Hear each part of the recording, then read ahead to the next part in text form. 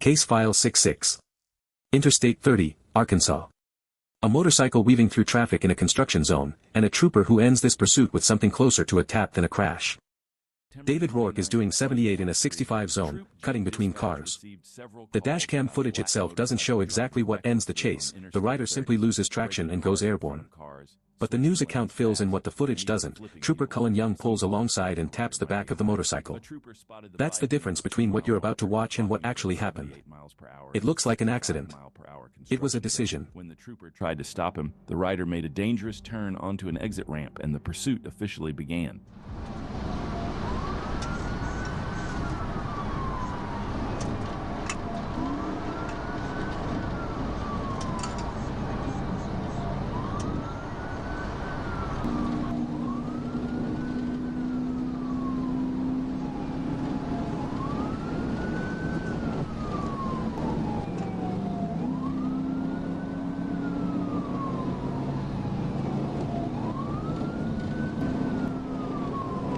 Go to you there. Foxtail gets that barrier. We're coming out of construction now.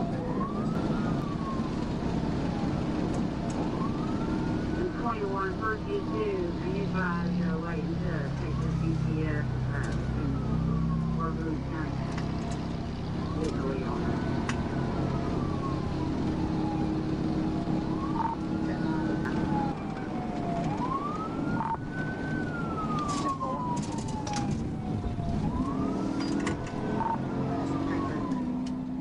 The suspect accelerated to a higher speed, weaving through traffic and making the pursuit even more dangerous. A pit maneuver wasn't an option for troopers. The speed was too high and the rider wasn't wearing any protective gear to reduce the risk.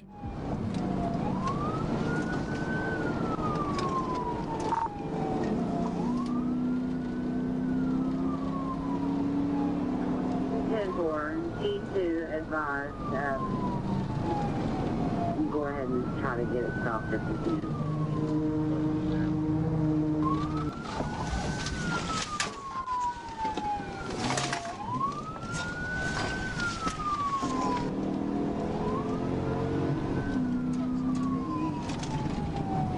Rourke is thrown clear, cuffed on the ground.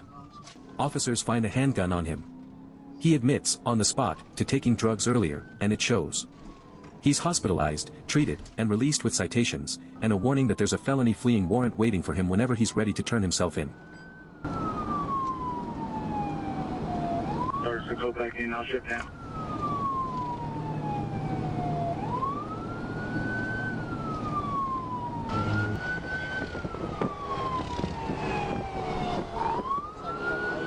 Trying to help me out and get him stopped.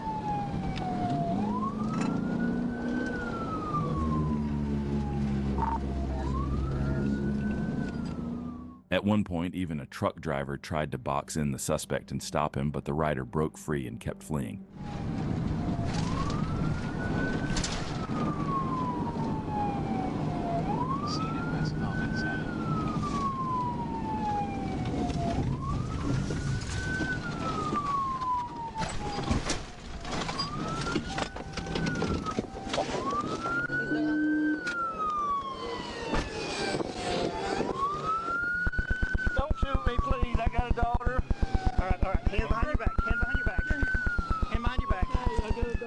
When the motorcycle's tire caught traction, the rider sped over a curb, went airborne, and crashed into the grass. He was thrown from the bike and quickly handcuffed.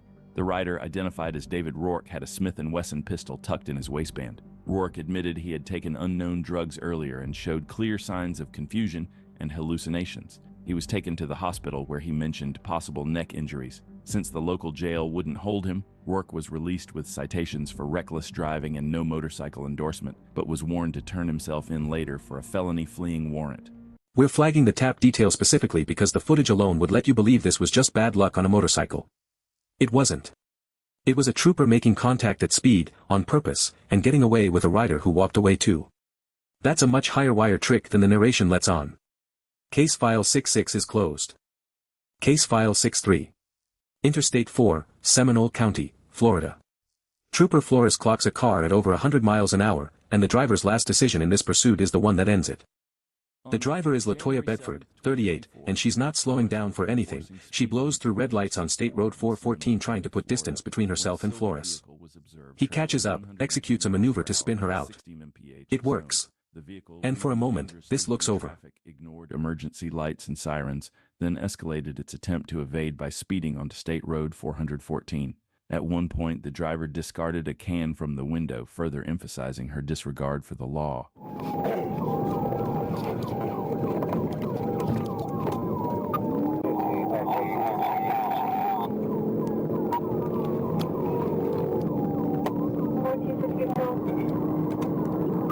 I'm going to be 1031 on the vehicle right now. I'm going to be westbound I-4 at B92.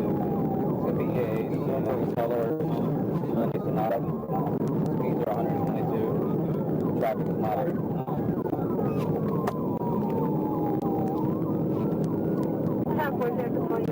Station about 1033 traffic, 462, 1031, still behind line.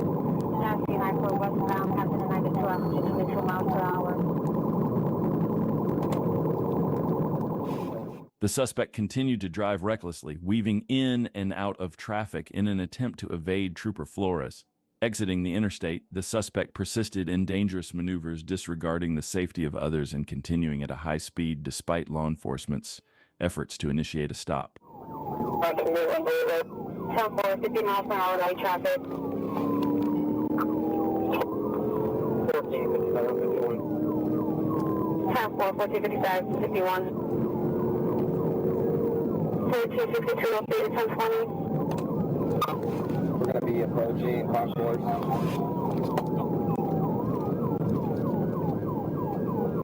10-4, still heading eastbound 414.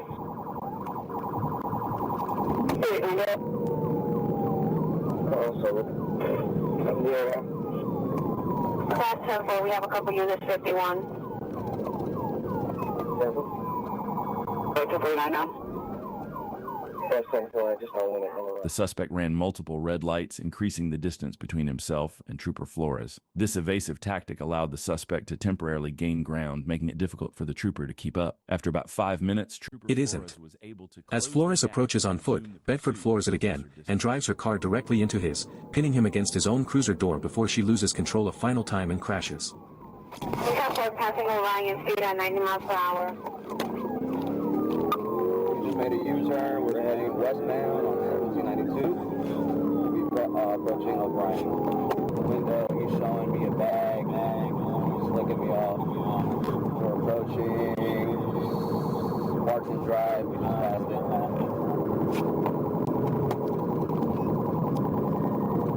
Track 4 passing Markham Drive. 1452, just signal 14389 advise when it's 10-4, you're able to pit. That is important. Speeds have been pretty high. Trooper Flores steadily gained control of the pursuit, skillfully closing in on the suspect. After about a minute, the opportunity presented itself, allowing Trooper Flores to make a decisive move to bring the high-speed chase to an end. 1452 has traffic conditions.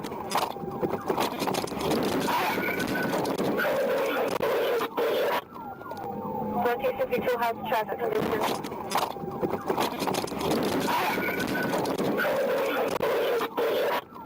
Trooper Flores executed a precision immobilization technique maneuver, causing the suspect's vehicle to spin out.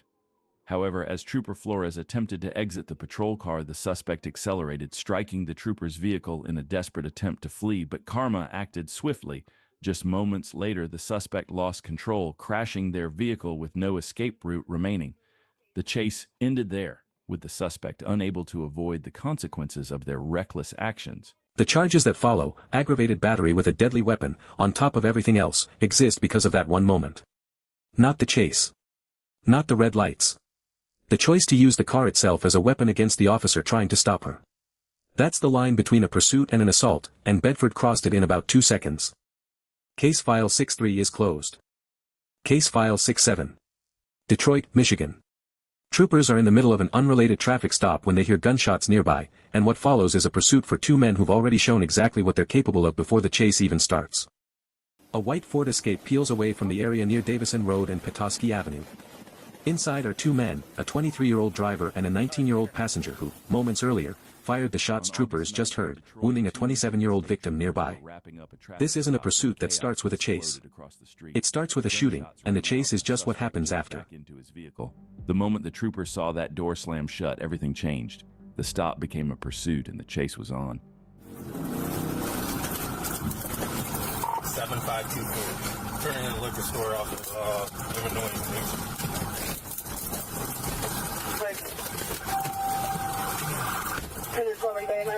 We're heading that way.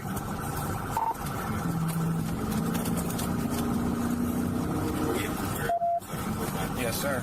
20 modified track 6. Sir. Yeah, we got 5034.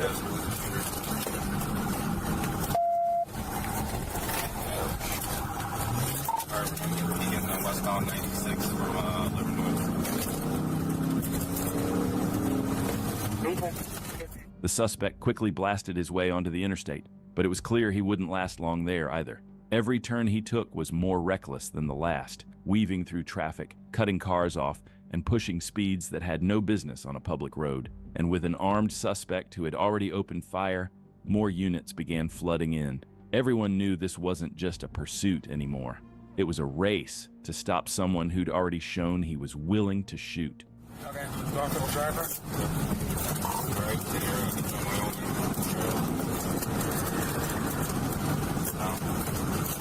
Airplane's around.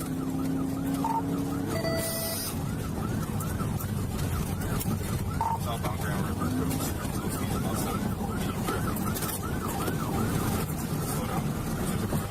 Yeah, I see that. Alright, we're getting back on the exit. We're going to service drive. Troopers run them down on the interstate, one tire already failing on the escape. A pit maneuver ends the driving part of this. Both men bail out and run on foot, and both are tackled and cuffed without a further fight. A rifle is recovered. But approaching passing over. As the chase pushed on, it became clear the suspect's front tire was starting to fail. But even rolling on a dying wheel, he was still too unpredictable for a single unit to safely pit, so all Trooper could do was hold position and wait. And sure enough, a second unit joined moments later. Coming up the Joy Road. Alright, looks like we are going to be through Livernois. On Joy Road, going eastbound. Cody, come up front. You want to put him out. Come up front. I'm going front. Stop. We got units right now at Grand River. Fire. Stop. Break. Fire.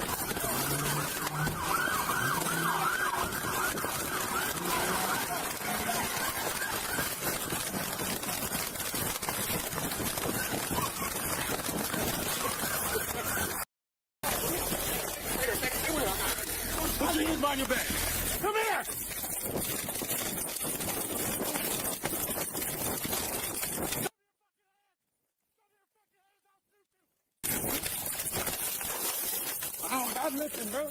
Both suspects bailed out and tried to make a run for it, but they didn't get far. Within seconds, troopers closed in, tackled them, and placed them in handcuffs. Just like that, the chaos was over, and both men were hauled into custody, bringing this dangerous chase to an end, and the suspects straight to justice.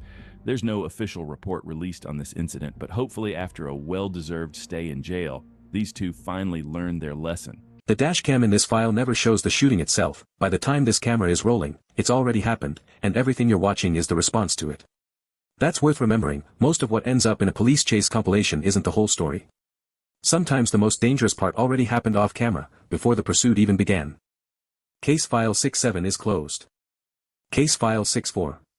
Garland County, Arkansas. A stolen BMW, a trooper who won't give up on the pit maneuver, and an ending where both vehicles end up on their roofs, not just one. Deputies pick up the chase first, on Highway 128, but it's Arkansas State Police Trooper Daniel Tice, that name comes from the dashcam's own overlay, not from a press release, who takes over as primary. The driver is skilled enough to shake off one pit attempt after another. State police are called in for assistance. Moments later, a trooper joins the chase and takes the lead.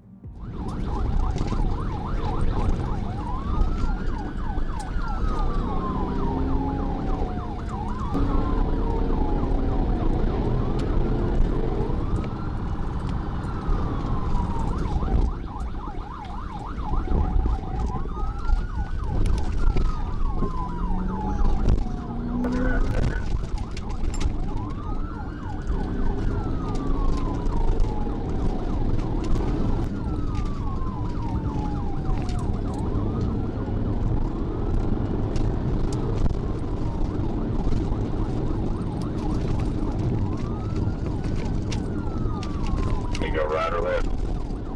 Relay right. Relay right. We're inbound off the track.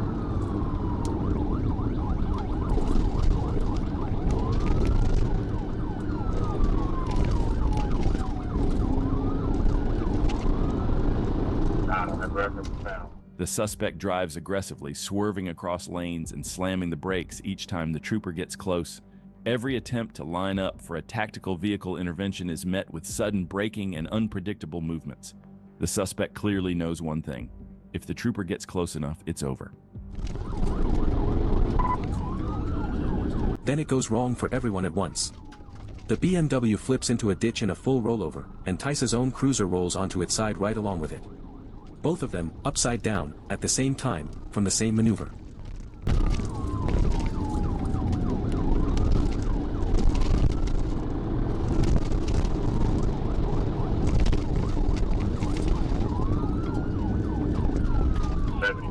Block of spray, 7700 block.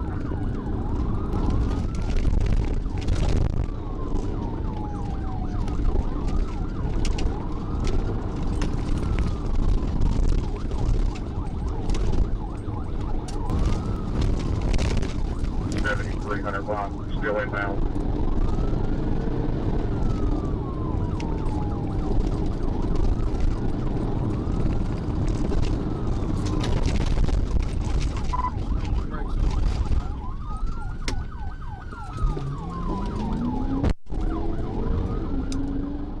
The trooper tried several times to perform a pit maneuver, but once again it failed. The suspect skillfully avoided every attempt, but the trooper wasn't about to give up. A wild fight on the Arkansas County roads continued at dangerously high speeds. Tice climbs out on his own. The driver, named in this footage as Sean O'Brien, though we couldn't independently confirm that identity through news coverage, survives too, and is taken into custody on theft, fleeing, and reckless driving charges.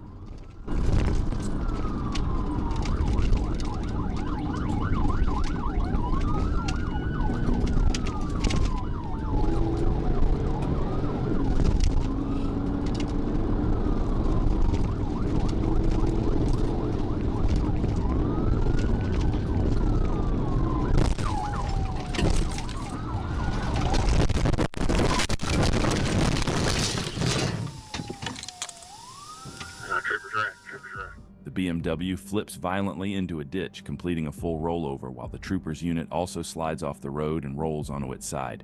Despite the crash, deputies quickly move in and take the suspect, Sean O'Brien, into custody. He's transported to the Garland County Detention Center and charged with theft by receiving, fleeing, reckless driving, and several other offenses. Both the trooper and the suspect survived the crash, but this chase serves as another reminder. When you run from the Arkansas State Police, it doesn't matter how fast you go. They'll stop you one. A pit maneuver is supposed to end the chase for the other car. It's not supposed to be a coin flip for the trooper's own vehicle too. This is the version of that maneuver where the physics didn't discriminate, and both drivers walked away only because neither rollover happened at the wrong angle. Case file 6-4 is closed. Case file 6-5. Mount Vernon, Illinois. Christmas morning, just before 1 a.m., and an officer is about to watch a man shoot someone, in person, before the chase even starts. Outside a bar, Malik Petties, 20 years old, chases another man around a parked van and shoots him in the leg, in full view of an officer already on scene. Told to drop the weapon, Petties doesn't. He gets in his car instead. Put the gun down! Hop out the car! On Christmas morning in 2023, things took a dangerous turn outside a local bar when a crowd began to get out of hand.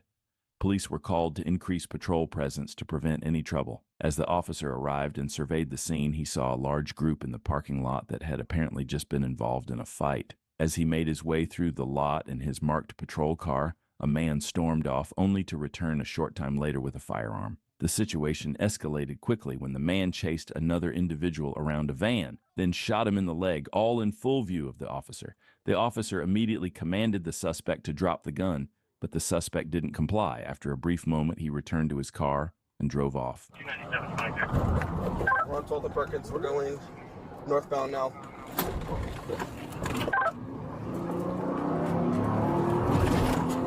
We're still going northbound, 12th and Perkins.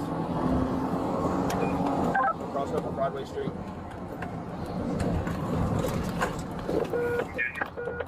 He's turning left on Main by the Huey Funeral Home.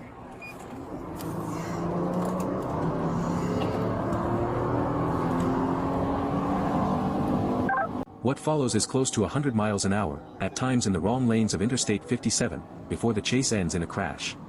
Petty's doesn't go quietly even then, it takes a struggle and a taser before officers get him into custody. In his interview afterward, he claims he can't remember any of it.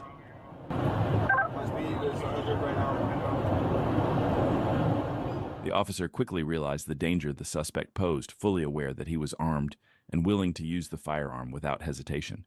As the suspect fled, the officer followed closely, knowing that the situation was incredibly tense. He continued the pursuit but also knew he needed backup. Patience was key as he kept a safe distance, waiting for additional assistance to arrive. The stakes were high and the officer remained focused, ready to act as soon as backup could help bring the situation under control. He's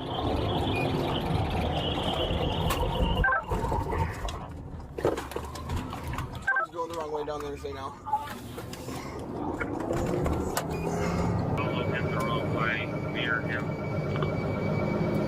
He's going the wrong way in traffic, about 90. Can you 10-9? I can't hear. I'm with you. I'm going to get up to you. 10-4. Which direction is he going? He's crashing out. Started. Even a bit.